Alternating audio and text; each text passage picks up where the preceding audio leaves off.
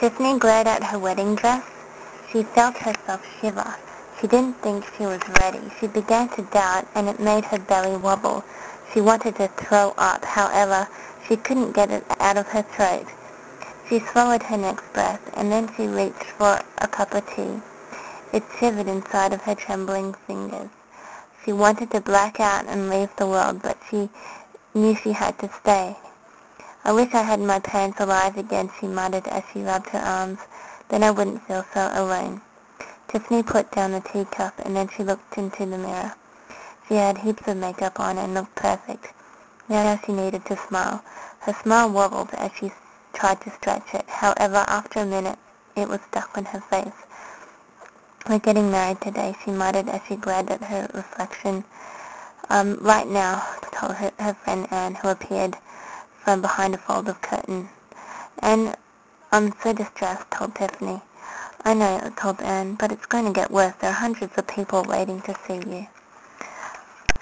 She said, "I feel swamped ushering them into the room." "Thank you for coming," told Tiffany. "I really needed someone here." "I know," gasped Anne as she walked up to Tiffany and held her hands. "These people look scary." Tiffany looked to Doug as he walked around the hotel room. It was a small room but was very nice. They were only going to stay for one night in order to complete their ritual of marriage. They were supposed to have sex, and so far Doug was more interested in finishing off the minibar. "Are we going to have sex tonight?" asked Tiffany. Doug looked at Tiffany and swallowed mini scotch. "I don't know. Do you want to?" "I don't know," told Tiffany. "What's wrong? Why are you being so cold?" "I'm not drunk," told Doug before he lifted scotch to his lips. "Clarity only comes when I'm drunk enough." "Well, don't get drunk. We haven't done it," told Tiffany. "We'll get naked," told Doug. "I'll do it for 10 minutes and then you can sleep." "Why are you being so cold?" gasped Tiffany. "I'm not. It's just that I don't want to really do anything much tonight. It's been a hard day. I was nervous too." Tiffany sighed, then she tilted her head.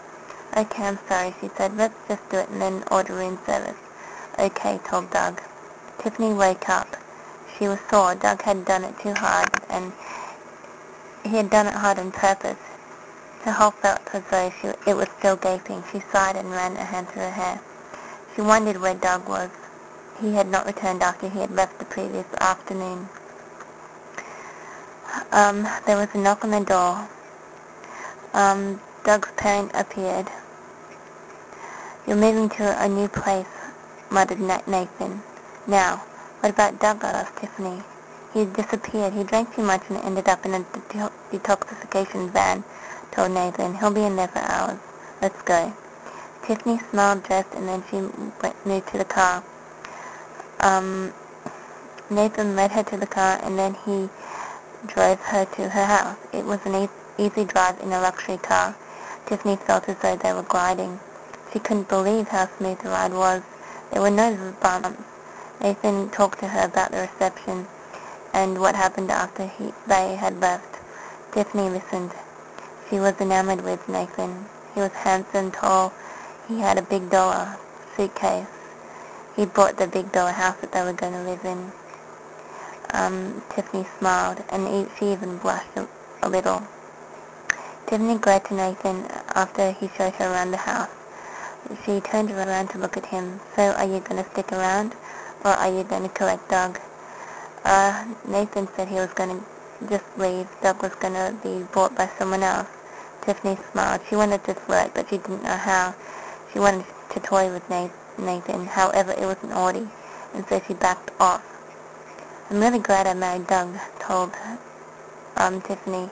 Nathan smiled. "How nice," he said. Tiffany smiled back to Nathan, as she thought she was kidding herself that he would want to hit on her. Tiffany smiled. Nathan smiled. Then Nathan left. "Have a good life," he said. Doug walked inside of the house at 7 p.m. His eyes were bloodshot. He groaned. "Have a nice day?" asked Tiffany. "Horrible," told Doug. "I'll be sleeping," he said, before he crawled up the staircase.